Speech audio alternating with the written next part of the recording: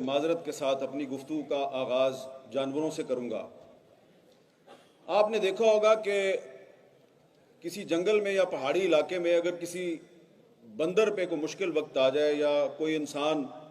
بندر کو مار دے یا کوئی بندر جو ہے یہ مارگلا روڈ پہ کسی گاڑی کے نیچے آ جائے تو سارے بندر اکٹھے ہو جاتے ہیں۔ ایک کتا کسی گلی میں بھونکے تو تمام شہر کے کتے جو ہیں جن تک اس کتے کی آواز پہنچتی ہے وہ بھی بھونکنا شروع کر دیتے ہیں۔ ایک کوا مار دیں، دیہاتی علاقوں میں کسان اگر ایک کوا مار دیں تو تمام کوے جو ہیں وہ کائیں کائیں کرتے ہوئے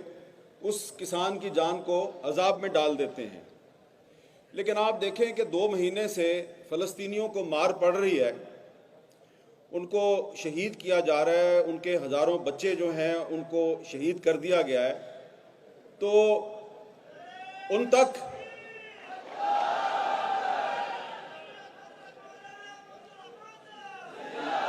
بھائی آپ کی بڑی مہربانی، مجھے صرف 5 منٹ ملے ہیں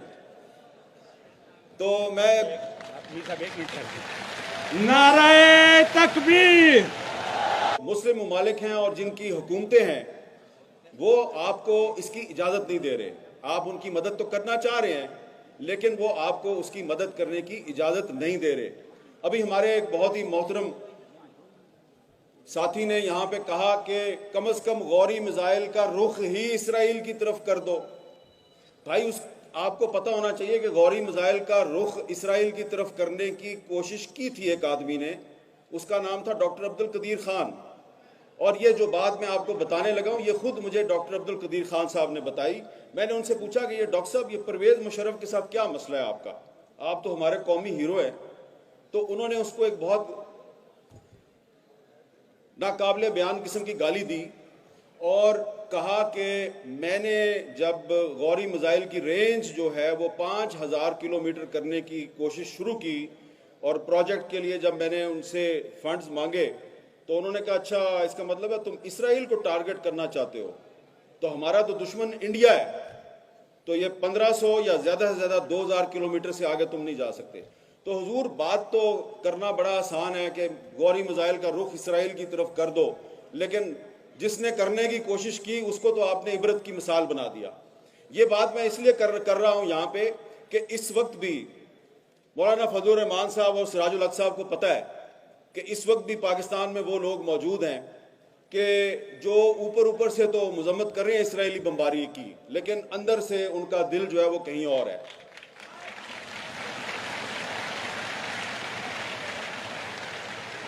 میں کوئی لمبی چوڑی بات نہیں کرنا چاہ رہا، دسمبر کا مہینہ ہے اور دسمبر کا مہینہ اس لیے امپورٹنٹ ہے کہ دسمبر 1931 میں شاعر مشرق علامہ اقبال نے مسجد اقصیٰ کا دورہ کیا۔ مفتی اعظم فلسطین مفتی امین الحسین کی دعوت پر انہوں نے وہاں پہ خطاب کیا تھا مسجد اقصیٰ میں، اور پھر بار بار وہ ایک ہی بات کہتے رہے اپنے ساتھیوں کو، مسلم لیگ کے ساتھیوں کو بھی اور عالم اسلام کے حکمرانوں کو بھی یہ کہتے رہے کہ کبھی امریکہ اور برطانیہ پہ اعتماد نہ کرنا، اور خاص طور پہ انہوں نے مسلمانوں سے کہا کہ فلسطین کے بارے میں جو عرب بادشاہ ہیں ان کے اوپر کبھی اعتبار نہ کرنا، یہ آپ کے جو مفادات ہیں ان کا تحفظ کرنے کے قابل نہیں ہے۔ اور یہ بات آج صحیح سچ ثابت ہو رہی ہے۔ اس وقت میں کسی عرب بادشاہ کا نام نہیں لینا چاہتا کہ وہ تم تو بہت کچھ کر سکتے ہو لیکن تم نہیں کر رہے۔ ہم بہت سے عرب بادشاہوں کے نام لے سکتے ہیں جو صرف زبانی بیانات تو جاری کر رہے ہیں لیکن عملی طور پہ انہوں نے کوئی مدد نہیں کی فلسطینیوں کی۔ ہمیں سب سے پہلے اپنے گھر کا جائزہ لینا چاہیے کہ آپ کے اپنے گھر میں کیا ہو رہا ہے۔ اب آپ یہاں پہ اتنا بڑا آپ نے اجتماع کیا ہے، یہاں پہ آپ اچھی اچھی تقریریں ہوں گی، قراردادیں منظور ہوں گی، لیکن آج پاکستان کی جو اس وقت موجودہ حکومت ہے اس سے یہ پوچھنے کی ضرورت ہے کہ آپ بار بار جو یہ کہتے ہیں کہ مسئلہ فلسطین کا حل 2 اسٹیٹ سلوشن ہے، 2 ریاستی فارمولہ، تو یہ پاکستان کی کون سی پارلیمنٹ نے یہ فیصلہ کیا؟ کہاں پہ یہ فیصلہ ہوا کہ 2 ریاستی سلوشن جو ہے وہ مسئلہ فلسطین کا حل ہے؟ اور کیا یہ ہمارے نگران وزیر اعظم صاحب جنہوں نے 2 اسٹیٹ سلوشن کی بات سب سے پہلے کی، مطلب پتہ ہے آپ کو 2 اسٹیٹ سلوشن کا مطلب کیا ہے؟ مطلب یہ ہے کہ 2 اسٹیٹ سلوشن کا مطلب یہ ہے کہ جی آپ اسرائیل کا جو وجود ہے اس کو تسلیم کر لیں اور اسرائیل کو بھی تسلیم کر لیں، اور یہ جو غزہ اور دریائے اردن کا جو مغربی کنارہ ہے اس طرف جو فلسطین ہے یہاں پہ ایک فلسطینی ریاست قائم کر دیں۔ تو یہ 2 اسٹیٹ سلوشن ہے۔ اب میں اس 2 اسٹیٹ سلوشن کو کیوں مسترد کرتا ہوں، میں اس کے کیوں خلاف ہوں؟ پہلی بات تو یہ ہے کہ پاکستان اسرائیل کو تسلیم نہیں کرتا،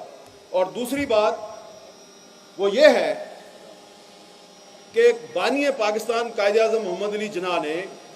1948 میں جب اسرائیل کو تسلیم کیا گیا تو اس 2 اسٹیٹ سلوشن کو انہوں نے مسترد کر دیا۔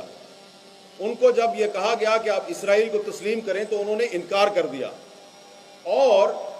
قائد اعظم نے خط لکھا امریکی صدر ٹرومین کو، اور اس خط میں یہ کہا کہ اسرائیل ایک ناجائز ریاست ہے، آپ اس کی سپورٹ بند کر دیں۔ تو لہٰذا اگر آج پاکستان کی کوئی حکومت 2 اسٹیٹ سلوشن کو سپورٹ کرتی ہے یا کہتی ہے کہ مسئلہ فلسطین کا حل 2 اسٹیٹ سلوشن ہے، تو اس طرح وہ دراصل اسرائیل کو تسلیم کرنے کی بات کر رہی ہے، اور ہم اس کو تسلیم نہیں کرتے۔ ہم سمجھتے ہیں کہ اسرائیل دراصل فلسطین ہے اور پورے کا پورا فلسطین آزاد ہونا چاہیے۔ اب کہا جائے گا کہ یہ تو آپ اقوام متحدہ کی جو قراردادیں ہیں اس کی خلاف ورزی کر رہے ہیں، تو اقوام متحدہ کی ایک قرارداد تو کشمیر کے بارے میں بھی ہے، تو پھر آپ کو جو کشمیر کے بارے میں قرارداد ہے اس کا بھی احترام کرنا چاہیے۔ آپ کشمیر پہ قرارداد کا احترام نہیں کرتے، ہم اسرائیل اور فلسطین پہ اقوام متحدہ کی قرارداد کا احترام نہیں کرتے۔ اور یہ بھی اس میں ایک پورا چیپٹر ہے کہ جو 2 اسٹیٹ سلوشن ہے یہ پاکستان کی پالیسی نہیں ہے۔ نگران وزیر اعظم 2 اسٹیٹ سلوشن کو تسلیم کر سکتا ہے، ہم نہیں کرتے۔